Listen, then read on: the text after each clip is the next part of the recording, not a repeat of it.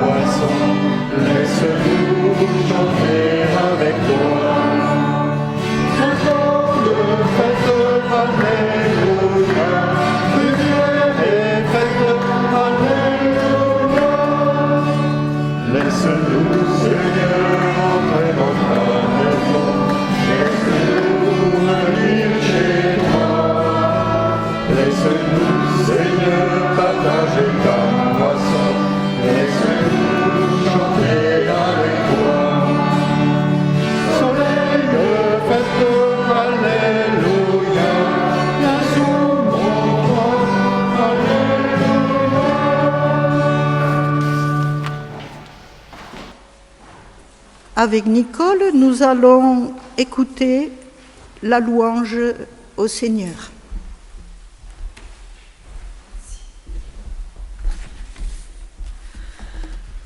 Louange à toi, Dieu éternel, auquel nul n'est semblable, mais qui ne cesse de révéler ton projet d'amour aux hommes. De la glaise du néant, tu nous dégages, Dieu de vie. Des chaînes de la peur et de tout esclavage, tu nous délivres, Dieu de liberté. Hors du tumulte de nos désirs, tu nous berces, Dieu de paix. Dans les ténèbres de nos doutes, tu nous éclaires, Dieu de vérité. Au naufrage de nos illusions, tu es notre rocher, Dieu de salut. Au labyrinthe de nos incompréhensions, tu nous guides, Dieu de communion. Dans le désert de l'indifférence, tu nous parles, Dieu d'amour. Louange à toi, Dieu éternel. Amen.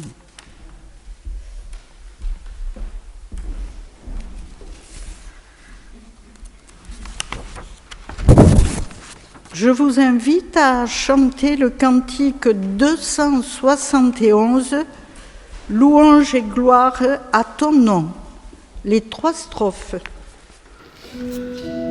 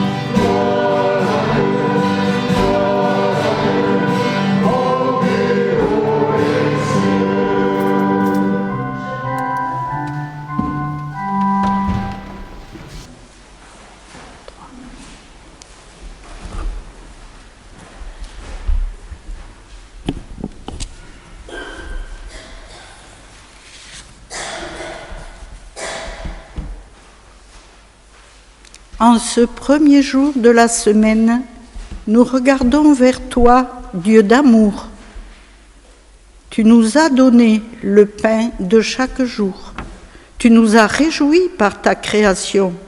Tu nous as assurés de ta miséricorde par le Christ, mais nous ne t'avons pas dit notre reconnaissance. Pardonne-nous. Père, si nous avons fait naître la douleur, si par notre faute quelqu'un a pu tomber, et si nous avons refusé d'aller à toi, pardonne-nous. Si nous avons parlé en vain, sans vérité, si nous avons laissé sans aide le malheureux, si nous n'avons pas accueilli l'étranger, pardonne-nous.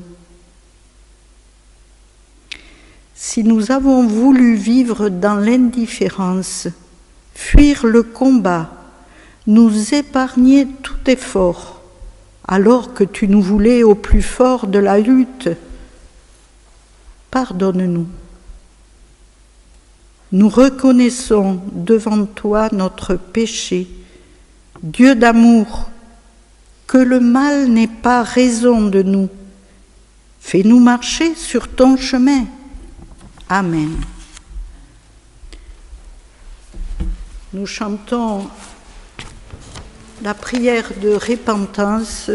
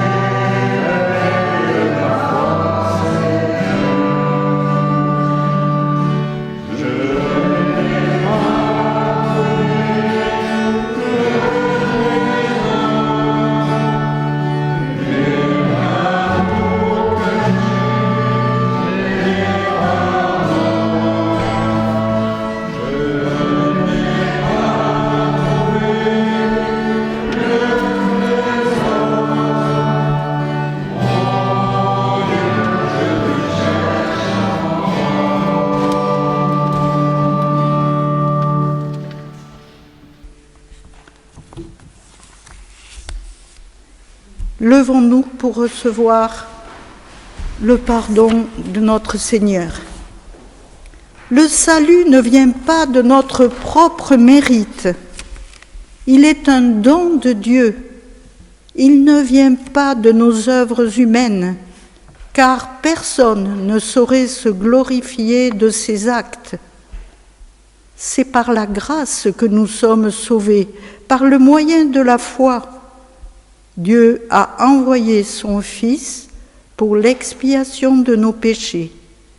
Que Dieu nous mette au cœur l'assurance de son pardon et qu'il nous donne de marcher vers son royaume. Chantons notre reconnaissance.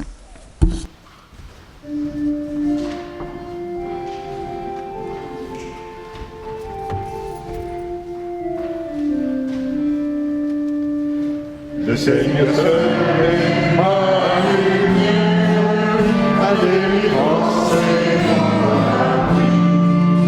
Aurais-je craindre sur la terre, puisque ma force est tout en lui.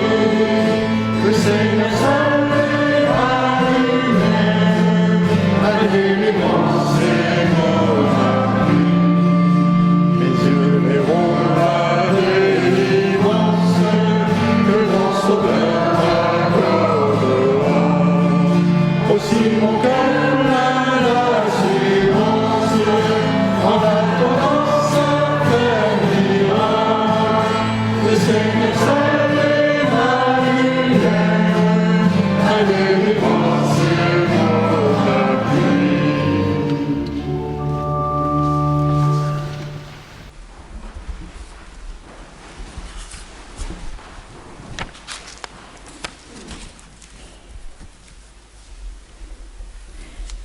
pardonnés et libérés.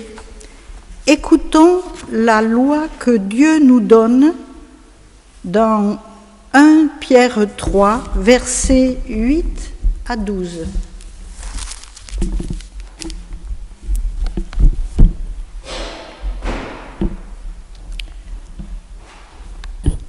Enfin, soyez tous en parfait accord, sensibles aux autres, pleins d'affection fraternelle, d'une tendre bienveillance, d'humilité. Ne rendez pas mal pour mal, ni insulte pour insulte.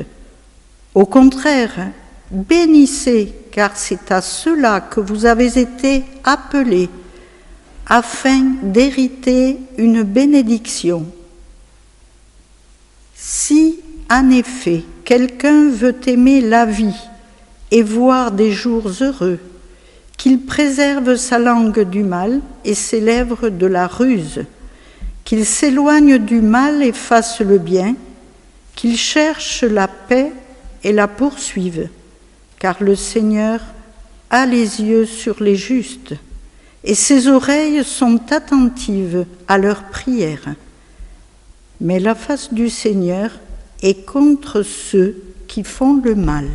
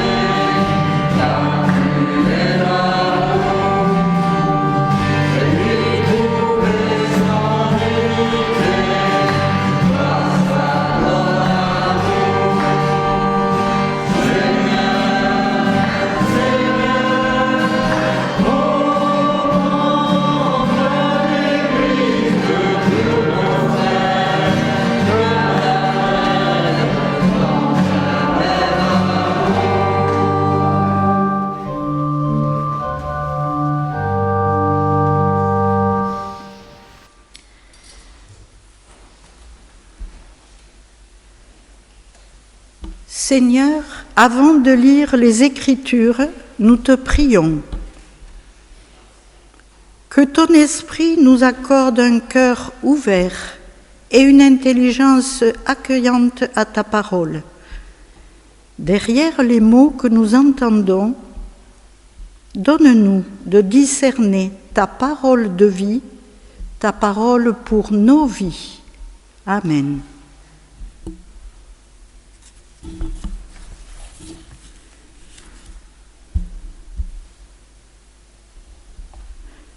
Nous lisons le psaume dans les lectures du jour, le psaume 126.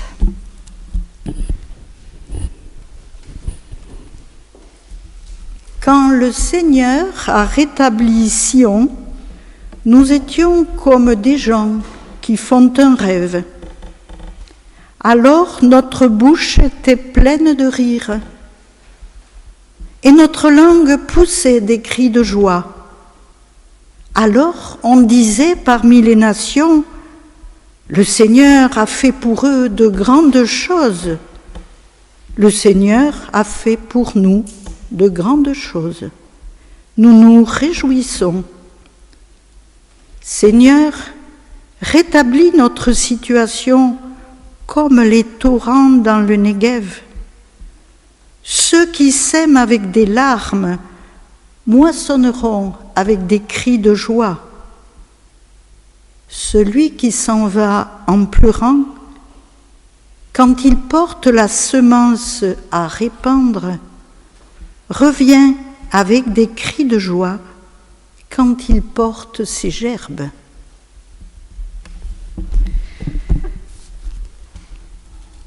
Je vous invite à chanter, à vous lever et à chanter le cantique 229.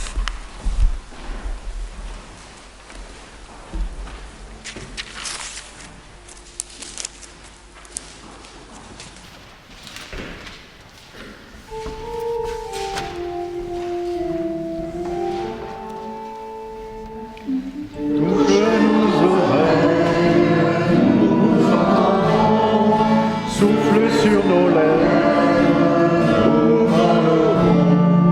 Dans la lumière, nous brillerons.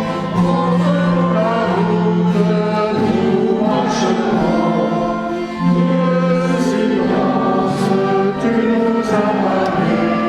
Lumière dans nos yeux, éclairant dans notre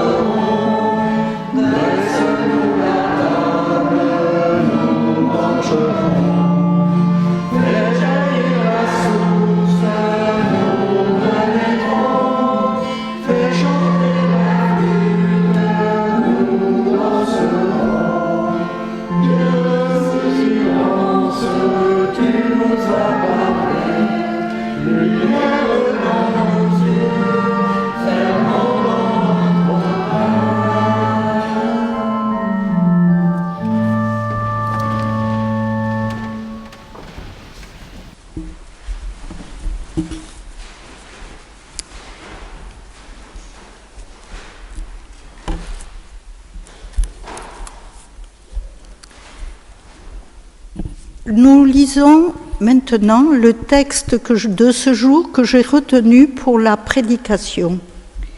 Il s'agit de la guérison de l'aveugle Bartimée. Dans Marc, chapitre 10, versets 46 à 52.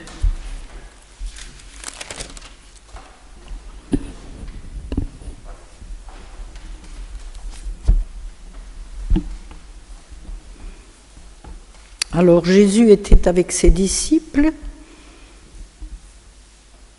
ils étaient venus à Jéricho, et comme il sortait de Jéricho, avec ses disciples et une foule importante, un mendiant aveugle, Bartimée, fils de Timée, était assis au bord du chemin. Il entendit que c'était Jésus, le Nazaréen, et se mit à crier « Fils de David, Jésus, aie compassion de moi !» Beaucoup le rabrouaient pour le faire taire.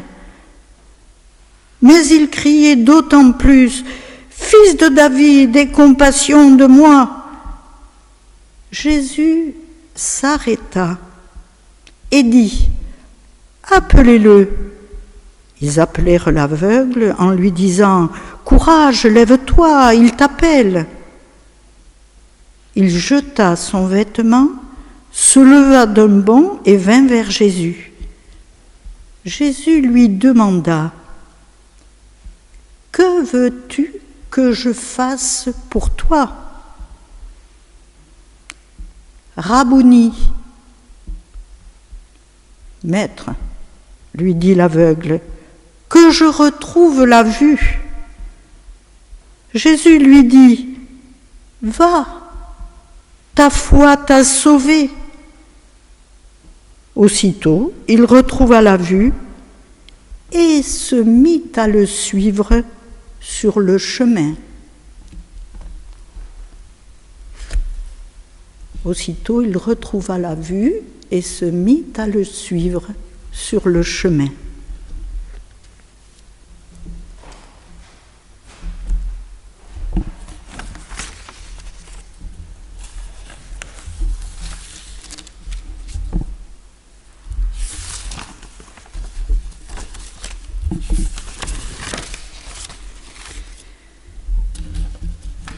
Ce récit de guérison par Jésus sur la route de Jéricho suscite en moi plusieurs questions et réflexions autour de la souffrance, de la compassion, du miracle et de la foi. Je souhaite les partager avec vous ce matin. Notre terre, bien que belle et riche, est une terre de souffrance.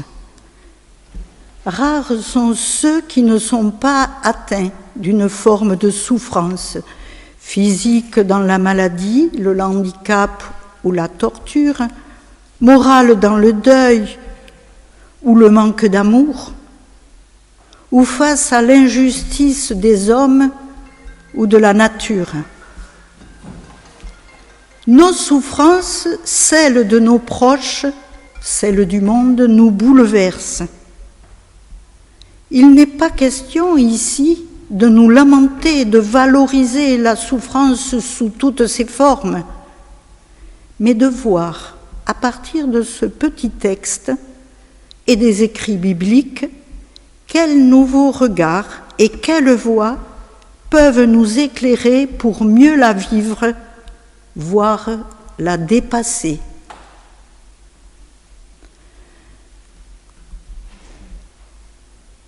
L'aveugle Bartimée, sur le bord du chemin, a probablement entendu parler des guérisons effectuées par Jésus.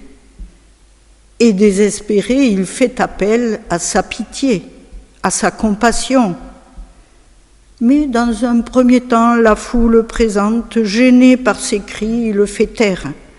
Elle est indifférente à ses appels, alors que Jésus s'intéresse à lui. Pouvons-nous partager la souffrance des autres ? Il paraît plus facile de les ignorer ou d'être indifférent. Et pouvons-nous aussi porter toutes les souffrances ? Elles sont si nombreuses. Que pouvons-nous faire ? Devons-nous rester indifférents car impuissants et laisser Dieu, le Tout-Puissant, agir ? Ou bien faire confiance à la science qui ne cesse de progresser, mais qui connaît ses limites ? La foi en Jésus peut-elle guérir ? Nous guérir ? Et nous guérir de quoi ? Quand nous sommes nous-mêmes souffrants dans l'épreuve, nous sommes souvent paralysés devant l'intensité de la douleur éprouvée et nous avons tendance à nous replier sur nous-mêmes, à nous isoler et nous perdons confiance en ceux qui pourraient nous aider, voire nous guérir. Dans la durée, certains, épuisés, avouent ne plus pouvoir même prier. Certaines douleurs sont insupportables et dans la durée peuvent hélas générer un acte désespéré. Dans le Deutéronome, nous lisons « Je mets devant toi la vie et la mort. Choisis donc la vie. » La lecture de la Bible et des psaumes est d'une grande richesse pour ranimer ou fortifier notre confiance en Dieu et en la vie. Si l'esprit de mort tend à tout noircir, une présence aimante une activité vivifiante peut nous remettre dans le sens de la vie. Les activités peuvent être multiples selon nos capacités et nos dons, que ce soit musique, activité manuelle, dessin, lecture, écriture, sport, méditation, prière, service aux autres. L'aveugle Bartimée ne désespérait pas, lui qui a perdu la vue. Il entend les bienfaits de Jésus, il croit en sa guérison, il croit à un avenir meilleur et il reste en contact avec le monde, même s'il est sur le bord du chemin. Il demande avec audace et confiance sa guérison. Et que fait Jésus en réponse à ces cris? Il s'arrête. Il a de la compassion pour les cris de cet homme qu'apparemment il ne connaît même pas. Il ne cherche pas à savoir pourquoi il est aveugle. Question souvent douloureuse pour certains, pourquoi cette maladie, ce handicap m'arrive à moi? Pour Jésus, personne ne mérite de souffrir. Sa compassion, son amour sont inconditionnels. Jésus lui demande aussitôt « Que veux-tu que je fasse pour toi ?» Il rend ainsi sa dignité d'homme à Bartimée en l'interrogeant, en se mettant à son niveau, en faisant exprimer la nature de sa demande. Jésus aussi est en demande de relation avec cet homme qui l'interpelle et qui croit en lui. Nous sommes souvent tentés, devant la souffrance d'une personne, de proposer des remèdes ou solutions sans savoir où est réellement leur besoin et si ce que nous proposons est adapté au mal. Comme si nous mettions un pansement sur une jambe de bois. Vous connaissez peut-être l'histoire de ce jeune pasteur en charge depuis peu d'une paroisse où une dame âgée lui est signalée comme très souffrante et en fin de vie. Ce jeune pasteur dévoué va voir cette dame chaque jour et lui parle beaucoup, cherchant à la distraire. Au bout d'une semaine, la dame, fatiguée par tous ses propos, éloignée de ses préoccupations, dit au pasteur « S'il vous plaît, jeune homme, lisez-moi un psaume. » Que veux-tu que je fasse pour toi? Une demande qui considère le besoin de l'autre dans sa singularité et dans sa spécificité. Ce qui est source de souffrance pour l'un ne l'est pas forcément pour l'autre. Et pouvons-nous partager la souffrance d'un autre?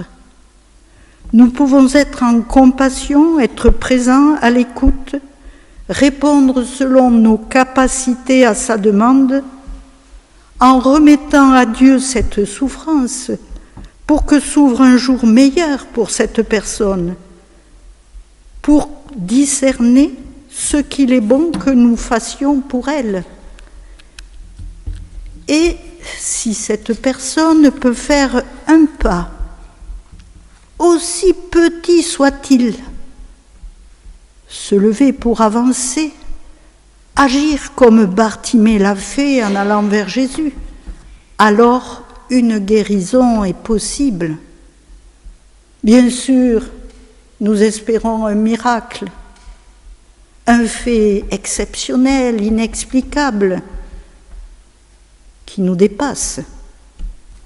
Bartimée est transformé par ce miracle, au point qu'il suit Jésus, il est remis debout, ressuscité. Il est de nouveau sur le chemin, il n'est plus au bord de la route. il a découvert un sens à sa vie avec Jésus.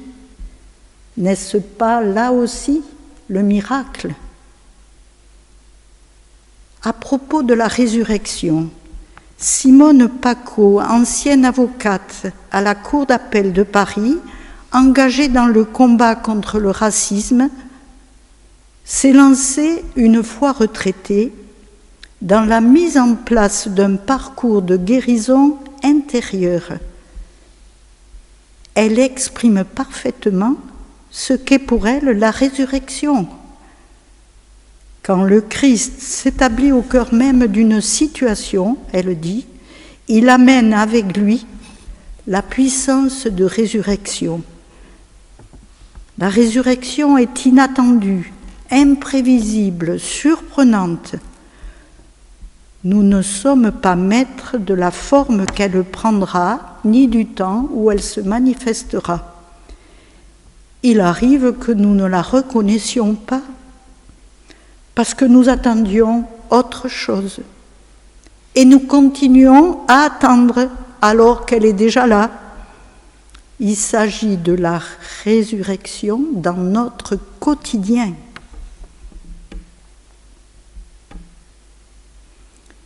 C'est dans la passion de Jésus et dans sa mort que culmine et se concentre la souffrance humaine, tant morale et spirituelle que physique. À la 9e heure, Jésus crie « Mon Dieu, pourquoi m'as-tu abandonné ?» Sur la croix, Jésus ne donne pas la souffrance en exemple, mais il l'a rassemblée pour la vaincre. C'est pourquoi nous ne devons pas rechercher la souffrance, même au nom de Jésus. Malgré toute la souffrance, Dieu fidèle, dans sa bienveillance, nous assure une présence aimante. Et souvent, elle se manifeste par de petites touches réconfortantes, tout aussi bien à partir de ceux que nous rencontrons ou qui sont près de nous. Et ces petites touches réconfortantes nous aident à reprendre souffle. La passion qui anime Jésus est vraiment une puissance de vie qui nous conduit vers le vivant, une passion attentive aux besoins des autres, soucieuse de nous conduire sur un chemin de lumière et de vie. Jésus est en solidarité avec ceux qui sont dans la détresse, ceux qui sont sans pouvoir. Il découle de la passion de Jésus une véritable éthique de vie. C'est ce qui nous donne la capacité d'agir, transformés par les inattendus de Dieu. Enfin, la foi, la confiance en Dieu, en son Fils Jésus-Christ, nous guérit-elle et de quoi ?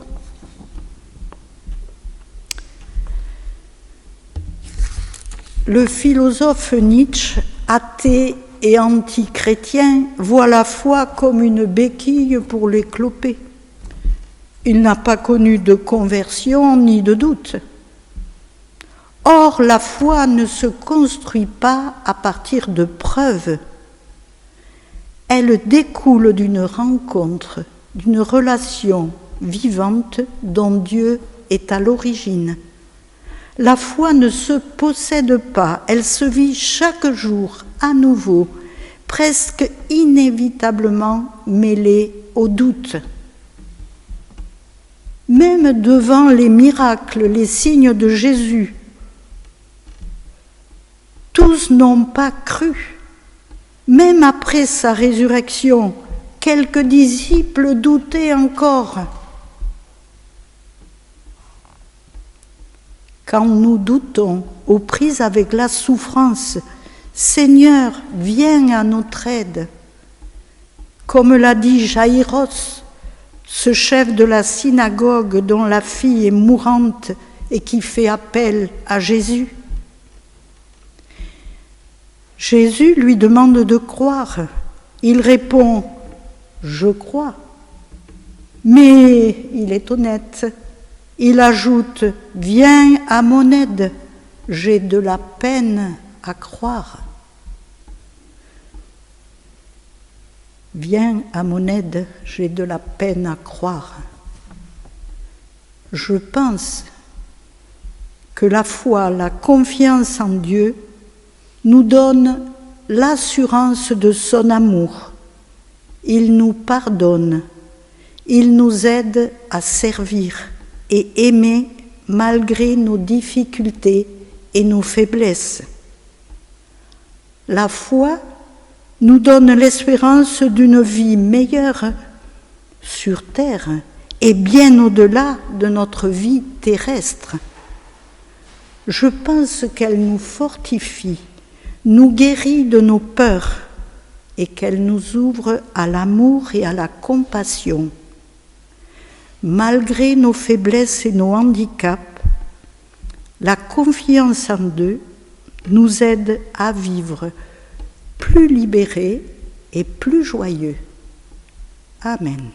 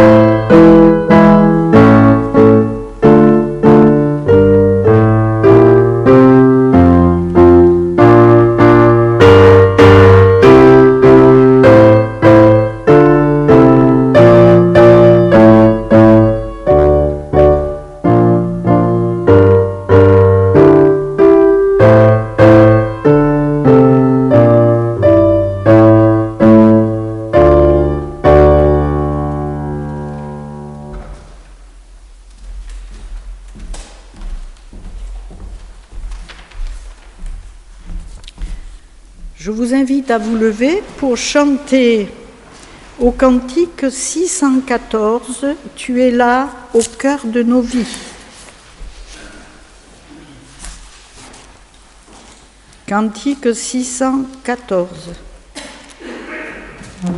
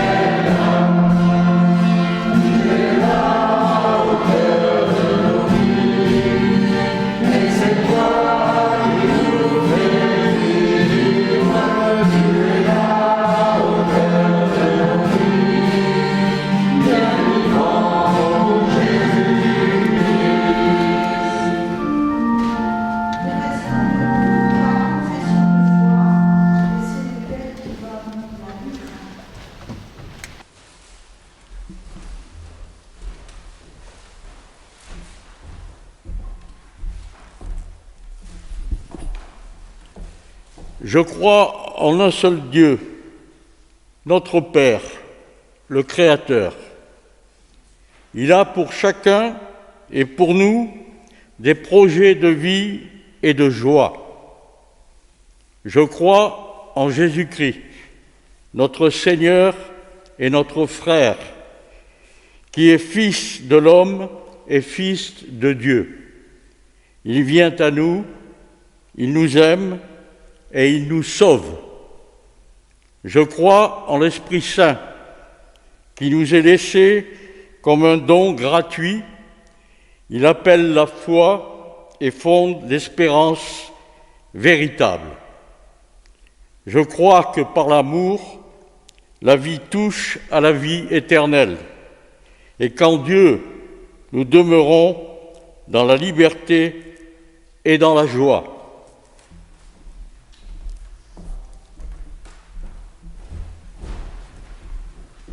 Amen.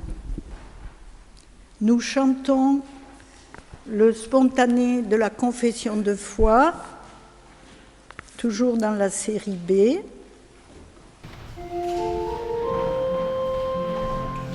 Au dernier jour du grand retour, l'amour et Christ triomphera.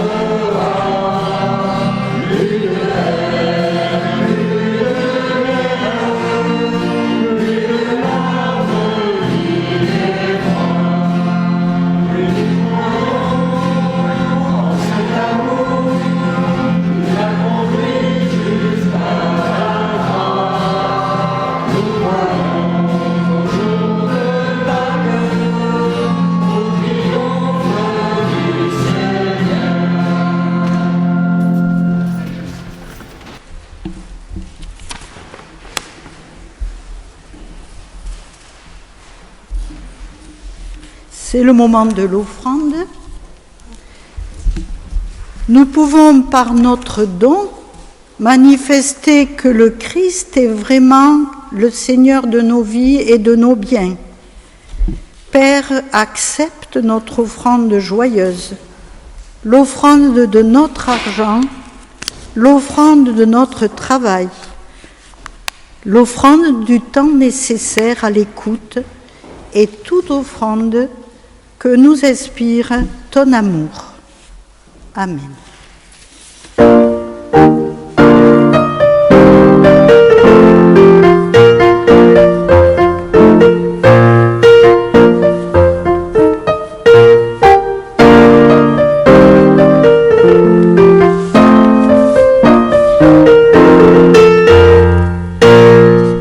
Bon, je vous invite à vous lever pour la prière d'intercession.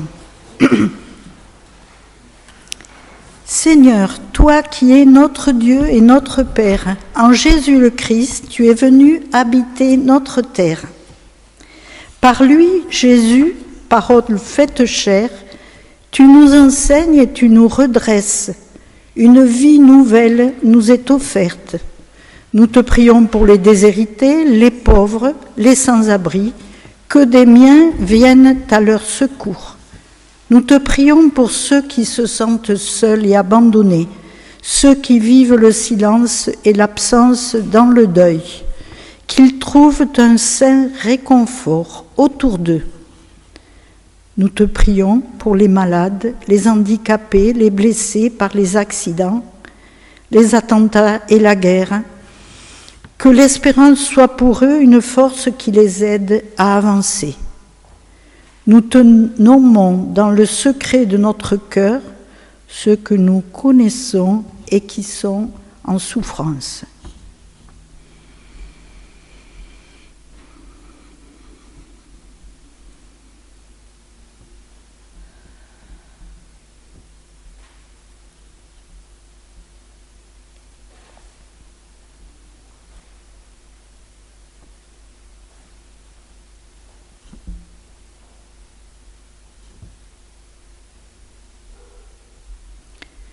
Nous te prions pour les soignants, les visiteurs, les proches, soutiens-les, éclaire-les sur ce qu'il est bon de faire.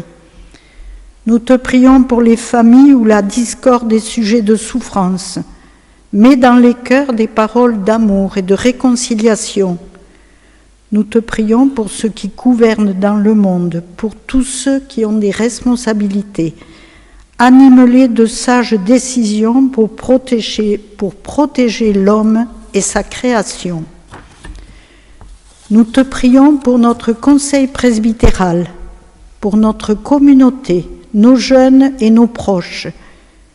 Que la fraternité que nous vivons soit à l'image de ton amour et de ta compassion pour chacun et chacune. Ensemble, nous te disons la prière que ton Fils nous a apprise. Notre Père qui es aux cieux, que ton nom soit sanctifié, vienne sur la terre, ton volonté soit faite sur la terre comme au ciel. Donne-nous aujourd'hui notre pain de ce jour. Pardonne-nous nos offenses, comme nous pardonnons aussi à ceux qui nous ont offensés. Ne nous laisse pas entrer en tentation, mais délivre-nous du mal, car c'est à toi qu'appartiennent le règne, la puissance et la gloire, au siècle des siècles. Amen.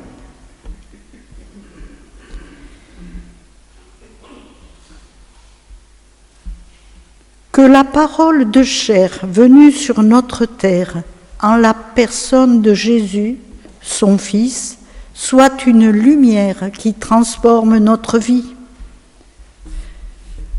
Le Dieu 3 fois saint, Père, Fils et Saint-Esprit, nous bénit et nous garde tout au long de notre route. Amen.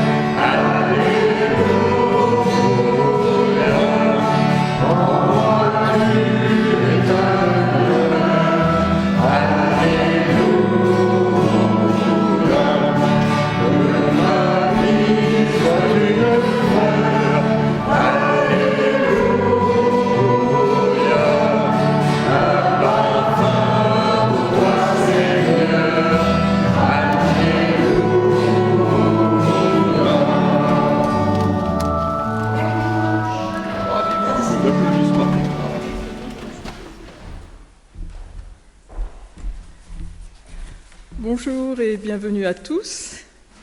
Merci à Annette, Anne et Germain d'avoir animé ce culte.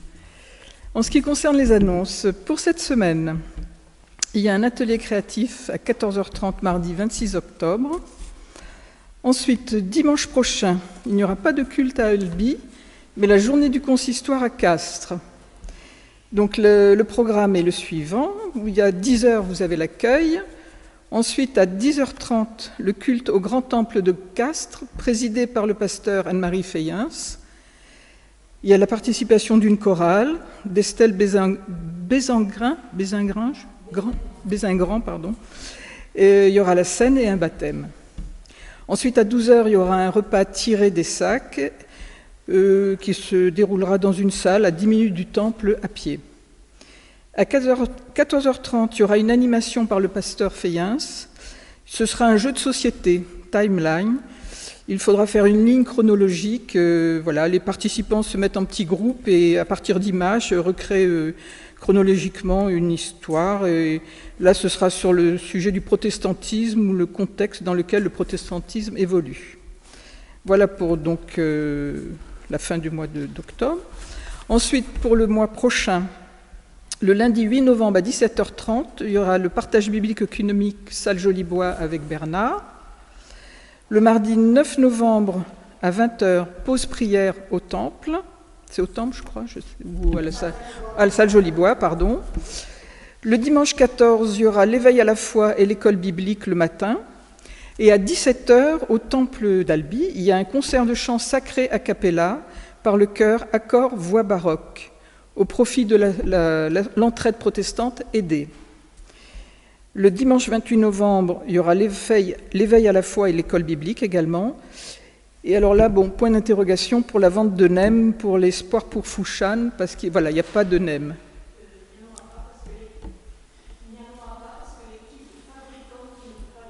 D'accord.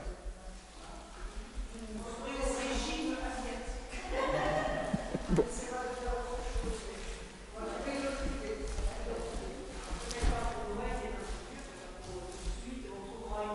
D'accord. Voilà.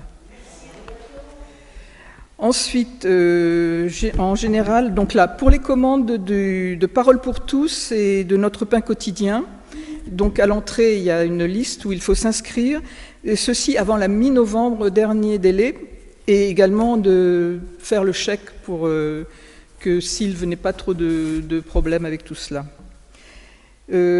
Ensuite aussi, je voulais vous parler de l'animation biblique qui a eu lieu avec Isabelle Bouche mercredi dernier, qui était très intéressante. Nous étions au nombre de 7. Et à partir d'un texte de la Genèse, Isabelle elle nous a amené à dessiner. Et ensuite, bon, la parole elle circulait librement pour exprimer ce que nous ressentions par rapport à ce texte. Je vous invite à venir pour les prochaines. Je ne sais pas, nous n'avons pas encore les dates, mais bientôt peut-être. Si, tu as les dates, mais Isabelle n'est pas là. Ah bon, ça, je ne savais pas. Ah, 17 novembre. D'accord. Ensuite, en général, en ce qui concerne les manifestations qui se rapportent à Noël, là c'est un peu plus loin, mais quand même, pour la grande vente qui aura lieu le 27 et 28 novembre, il faut maintenant se rapprocher d'Armande qui va être la grande coordinatrice de tout cela. Voilà, alors si tu veux venir en parler.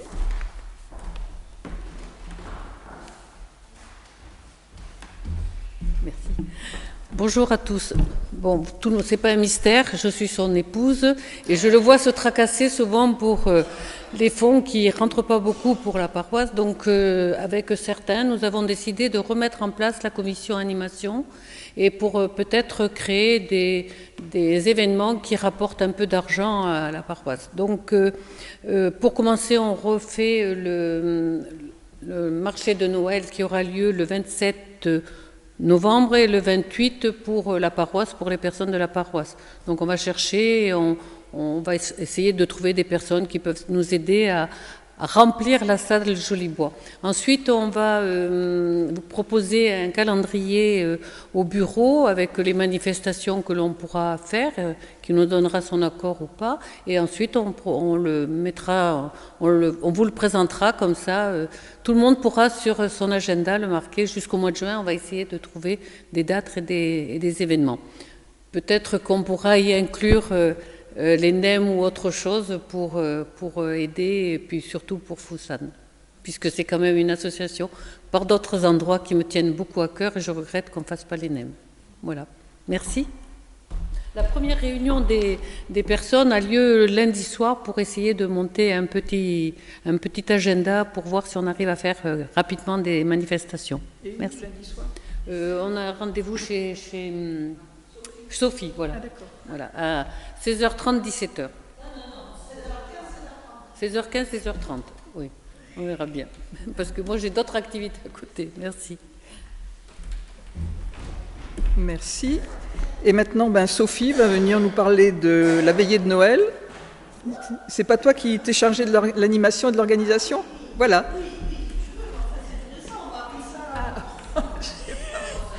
On nous a appris dimanche dernier qu'on avait été choisis, maman et moi, pour préparer la veillée de Noël. Donc j'ai commencé à contacter quelques personnes pour essayer toujours pareil de monter une commission et pour essayer de faire quelque chose qui se rapporte, qui soit autour de scénettes, de petites scénettes de théâtre, de chant et de contes. Voilà, donc tous ceux qui souhaitent se joindre à nous, qu'ils me le disent et puis on va se réunir et puis on va préparer tout ça joyeusement. Voilà. Merci. Et pour finir, alors il y aura aussi une confection de couronnes et de de table qui se fera chez Anne-Marie à Dénat le mardi 16 novembre et le jeudi 25 novembre. Mais bon, d'ici là, nous vous en reparlerons. Merci, à moins qu'il y ait d'autres annonces.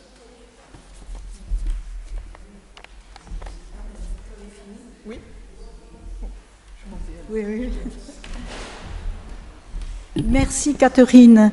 Je voulais simplement ajouter, tu as parlé de l'atelier créatif, donc mardi 14h30, mais nous avons décidé de mettre en route un deuxième groupe parce que le mardi ne convenait pas à tout le monde.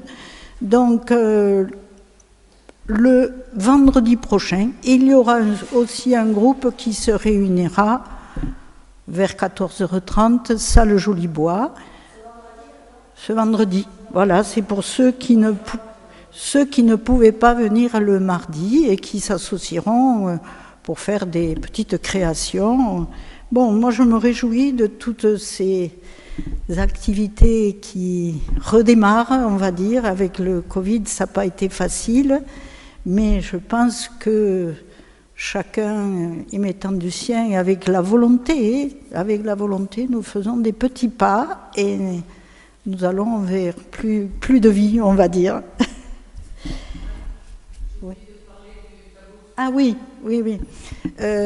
Nous avons mis à l'entrée, à côté de l'étude biblique, je l'ai mis tout droit là, un tableau, parce que nous sollicitons les bonnes volontés de la communauté pour nous aider à remplir, comme disait Armand, un petit peu le marché de Noël. Et comme d'habitude, les gâteaux, les cakes, confitures, ou ce que vous pourriez proposer. Ça peut être aussi un petit cadeau qui a trait à Noël, des choses comme ça. Donc, ça va rester un moment, et si vous pensez à quelque chose qui puisse nous aider, inscrivez-vous, des crêpes, selon vos dons et vos possibilités, bien sûr.